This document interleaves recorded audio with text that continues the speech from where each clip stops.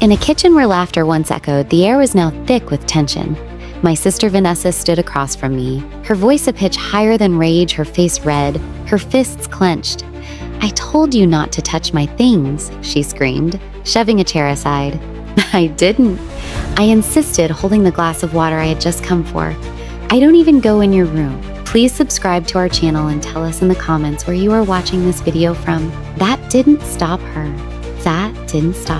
She stormed toward me and, before I could react, slammed me against the fridge. Her elbow crushed my ribs, sharp and fast. I felt a crack and my knees buckled, making me drop the glass. It shattered, echoing my own shock.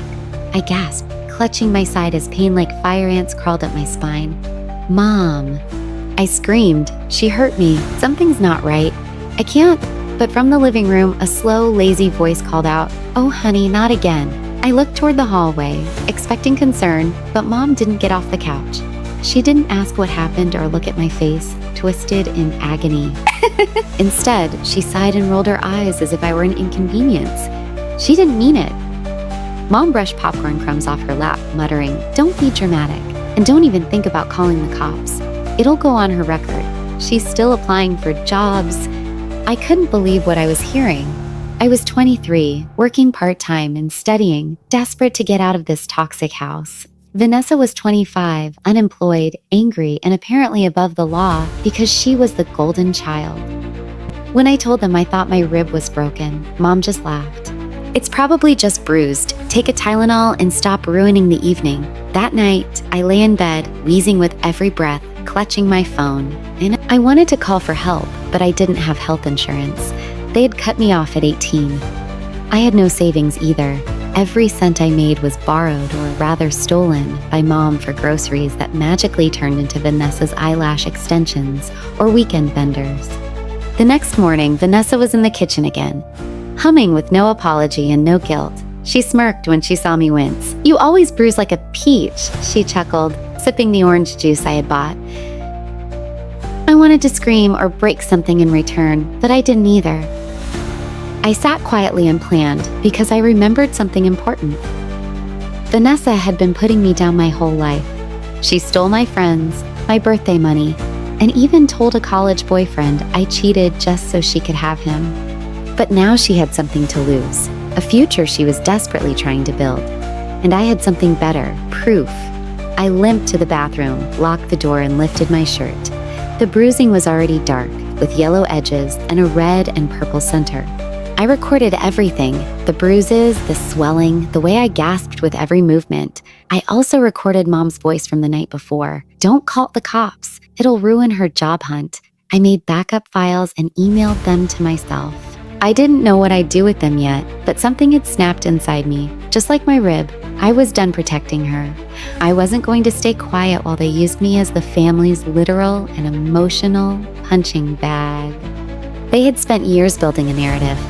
Vanessa, the beautiful, misunderstood girl just trying to get her life together. Me, the burden, the overreactor, the drama queen.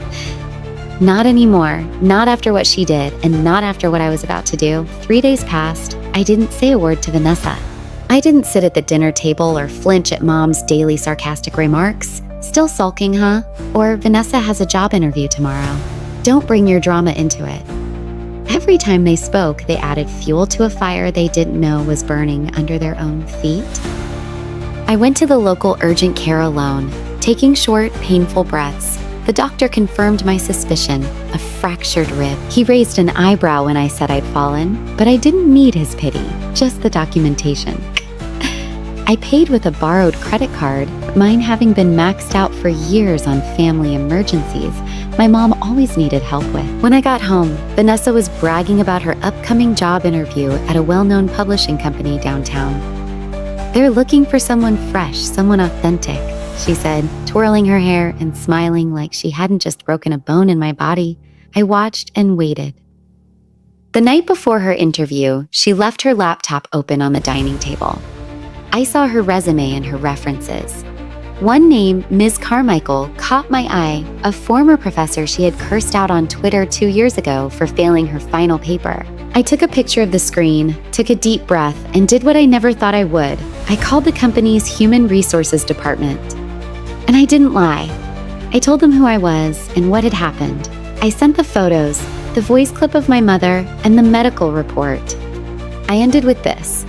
This is the kind of person you're considering to represent your brand. I didn't hear back right away, but I knew they had gotten the message. The next morning, Vanessa left the house wearing a new blazer and my stolen necklace, the one Grandma left me in her will, which Mom had said Vanessa would wear more. She returned home by noon, her face like melting plastic, confused, hurt, and furious. She threw her purse across the living room and screamed, "Someone sabotaged me." I stayed silent in the hallway, just listening. "They knew about everything," she cried. "They said they received an anonymous file accusing me of assault and fraud, that it came with evidence." Mom was horrified not by what Vanessa had done, but that someone had dared to expose it. "Who would do that to you, sweetie?" she asked, rubbing her back. Vanessa's eyes scanned the room, then landed on me. "You," she hissed. I tilted my head. Funny how the truth always comes back around, huh? That night, chaos erupted. Vanessa threw a plate. Mom screamed. I locked my door and smiled because the dominoes were just starting to fall. The next day, Vanessa got an email. She was permanently blacklisted from their hiring list. The HR team had also contacted her alma mater and submitted a complaint about her falsified resume. I knew she had faked her internship hours, and I knew exactly how to prove it. Meanwhile, I started collecting every receipt, bank transfer, and email where Mom had borrowed money. I sent it all to a legal aid nonprofit I found online. It turns out family theft is still theft, and financial abuse is a whole case in itself.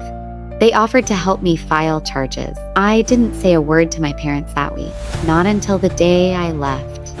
I packed my bag, printed the medical report, and left a copy on the kitchen counter. With it, I placed an eviction notice. They didn't know it yet, but I had taken over the lease. Years ago, Grandpa had quietly put the house in my name as a backup when I turned 18. He never trusted Mom with anything but excuses. The inheritance he left me, which Mom claimed had mysteriously vanished, had been quietly accumulating in a trust. I used it to buy the house out from under them. When they got home and saw the envelope with my name on the letterhead, my parents looked confused, then furious, then scared. "You can't do this," Mom said, her voice trembling for the first time in years. "I just did," I replied. "Don't worry, I gave you 30 days.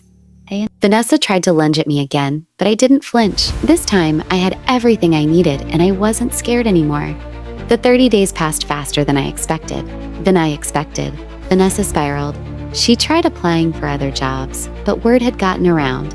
HR departments talk, especially in her industry. Apparently, nobody wanted a candidate associated with assault, false references, and parental cover-ups. Every time she found another rejection in her email, she would scream, cry, and threaten to sue me, but she didn't because deep down she knew it was all true. Mom and Dad tried guilt. First came the silent treatment, then the gaslighting. "You've always been dramatic. She didn't mean to hurt you." She just snapped. She was going through something. But not once did they say the words I needed to hear. "We're sorry." Instead, Dad muttered, "This house was never meant to be yours anyway," to which I smiled and replied, "Funny, the paperwork says otherwise." Vanessa had nowhere to go, and yet, instead of being humbled, she stormed into my room the week before the move-out deadline, acting like I owed her a fresh start. "You're ruining everything for me," she snapped. "You're so obsessed with being the victim, you forgot how to be a sister." I stood calmly. Being your sister has meant bruises, silence, and pretending you're normal when you're not. I didn't forget how to be one. I just chose not to be abused for it anymore. She threw her coffee mug. It shattered inches from my face. I didn't flinch. I picked up the phone and said one word, "Police." She screamed again, but I didn't hear the words, only the panic. The truth was, this wasn't just about the fight or the rib. This was about years of being the backup, the afterthought, the one who got blamed when the TV broke, the phone bill wasn't paid, or money went missing. This was the story of my life, and for the first time, I was writing the ending. The cops came. Vanessa locked herself in the bathroom crying. Mom begged me to make it disappear. "This will destroy her future," she pleaded. "You should have thought about her future the day you left while I couldn't breathe." They were given one final extension, 48 hours.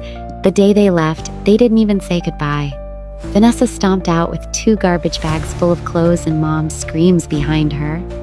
Dad didn't look at me. He looked at the floor as if he couldn't bear to face the daughter he had spent years ignoring.